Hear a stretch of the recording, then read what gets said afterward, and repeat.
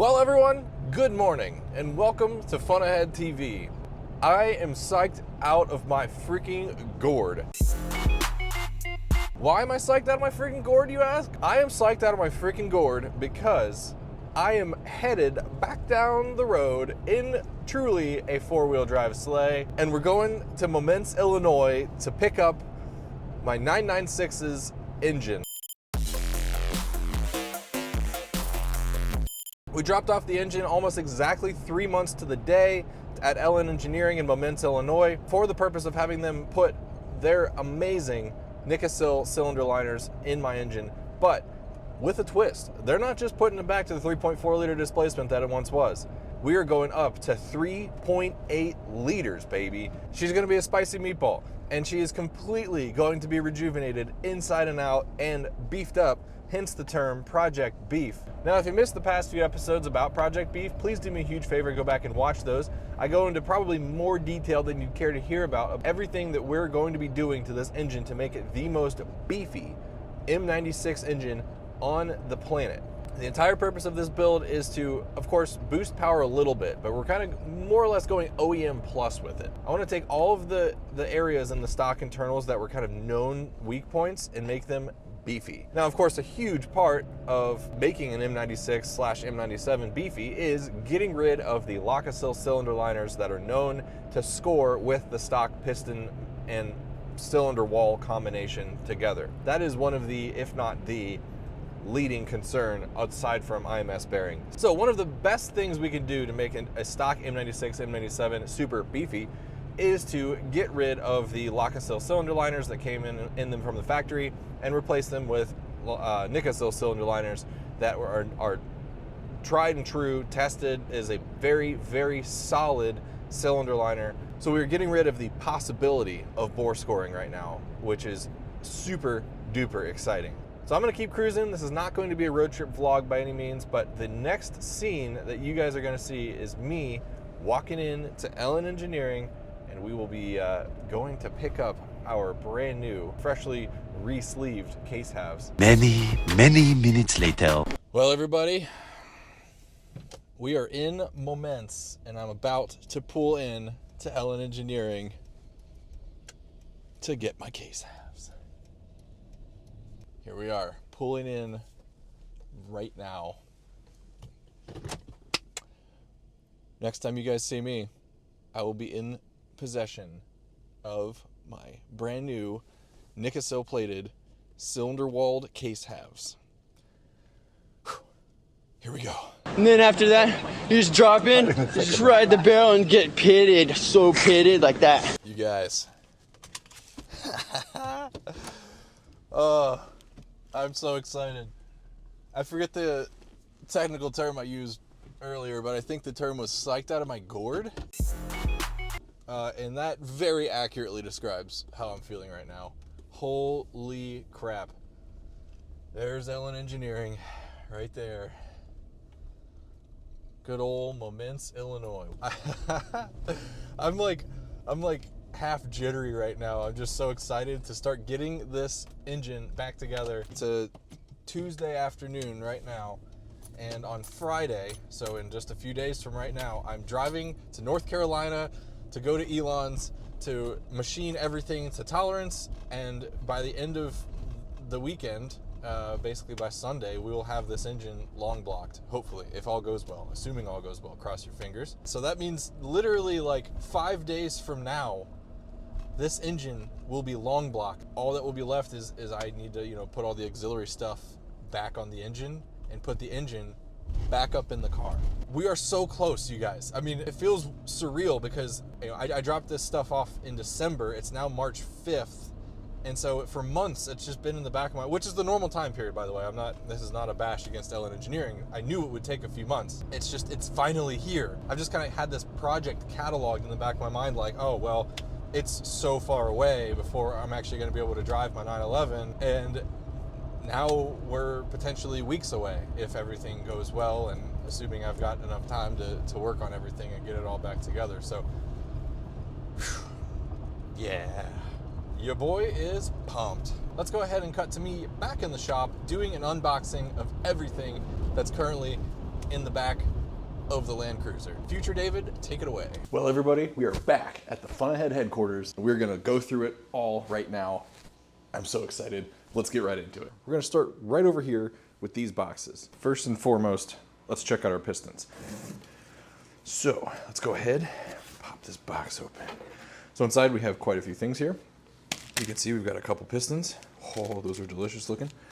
We'll look at those in just a second, but first I'm going to set aside our ring set here. This should be the rings for all 6 pistons. Right here we've got wrist pins, nice, clean. Also have our circlips for the wrist pins there. And this is the plug for basically inserting the tool that puts in the circlips for the wrist pins. And it's a specific Ellen Engineering one to say that this engine is equipped with Nikasil liners. All right, let's look at the goods. Let me get one of these pistons out here. Okay, sorry, I needed 2 hands to get this thing out of the packaging, but look at this beautiful, beautiful piston. It's got their the nice coating on it on the cylinder skirt, or on the piston skirt. This is just kind of an anti-friction coating, just to, you know, just to help it slide up and down. Good news about this is that now that we're running Nikasil cylinder liners, it doesn't matter if the aluminum contacts the Nikasil, it cannot possibly weld itself to the Nikasil and therefore cause any kind of bore scoring. So even if this skirt material wasn't here, it would not matter. The pin location for the wrist pin is not offset at all. In the stock engines, it is offset, I think, to the upside slightly. There was obviously some initial engineering reason why they did that, but these pistons that Ellen Engineering has developed specifically for their cylinder liners does not have an offset. They are perfectly centered in the piston. So for better or for worse, they are a slightly different design. And just for the sake of being thorough, there are our other 4 pistons. Delicious. Okay, in this box is our brand new pinned intermediate shaft. Of course, not brand new, it's refurbished for all intents and purposes. I'm gonna grab my knife and cut this thing open. Let's take a look at it. Alrighty, here it is, just out of the box. Let's go ahead and get this thing out of the bag and take a closer look. Alrighty, so here is my intermediate shaft. And as you can see, well, if you know what these look like initially, then you'll know that that hole right there is not original. That is because this, let's see if I can get the light in here.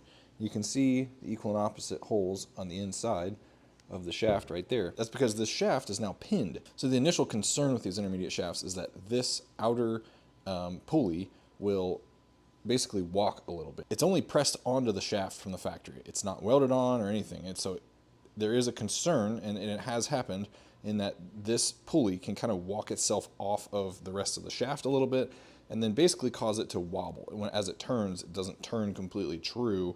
They call it runout. So basically what they did with this shaft was they measured for runout, made sure that it didn't have any excessive amount, and then they pinned it to ensure that any amount of runout never occurs. So adding to the entire idea of Project Beef, this is beefy. We're getting 3 pins in this thing to make sure that it doesn't ever have any level of runout on us, to ensure that that thing could not possibly cause a failure. So enough about this freaking intermediate shaft. Let's go ahead and put this thing back in the box and we can go take a look at our beautiful re-sleeved Nikasil lined case halves. Boom, case halfage.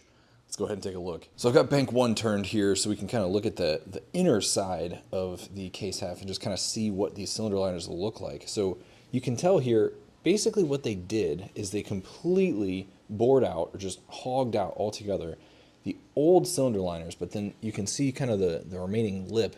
They kept some of the original structure. From there, they slid the Nickies down inside of what was left of the old cylinders, and then my understanding is they used some adhesive, like a very, very crazy adhesive that gets baked in, and that's actually what holds in the cylinder liners. So obviously some of the old cylinder is still used as some structure, and then we've got the very, very strong Nikasil lined aluminum on the inside of this. We'll take a look at it from the other side. It looks pretty thin on this side, of course. On the other side, it's actually much, much thicker.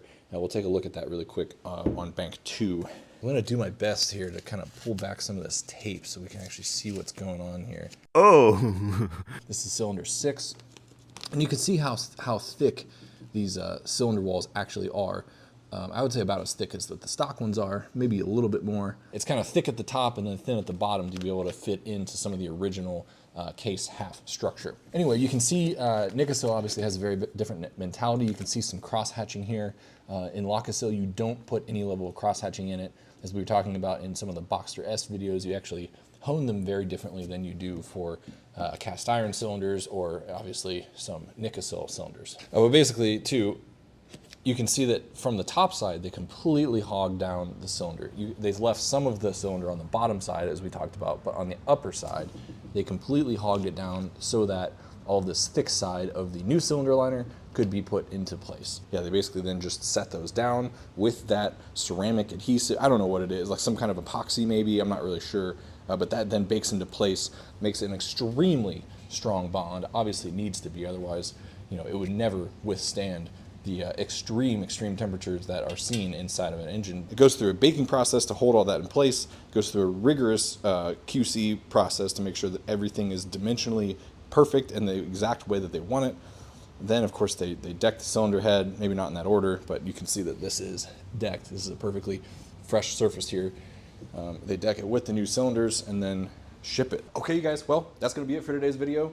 Short and sweet, but very exciting nonetheless. Like I said, all we have to do now is go to the machine shop, get all this stuff dimensionally dialed, reassemble the long block, start putting this thing back up in the car once we get back home from the machine shop. Super exciting. This car is going to be running before we know it. So thank you so much for watching this video. I really appreciate each and every one of you. Yes, you. I'm looking right at you. And I will see you all in the next episode. See ya. Oh, hey everyone. Just a quick reminder, super high quality Fun Ahead TV merch is available on funaheadtv.com right now. So head on over to funaheadtv.com and get yourself some today. Thank you so much for supporting the channel. Also, thanks so much for watching that video. If you want to see even more great Fun Ahead TV content, please click the link right here. I'll see you over there.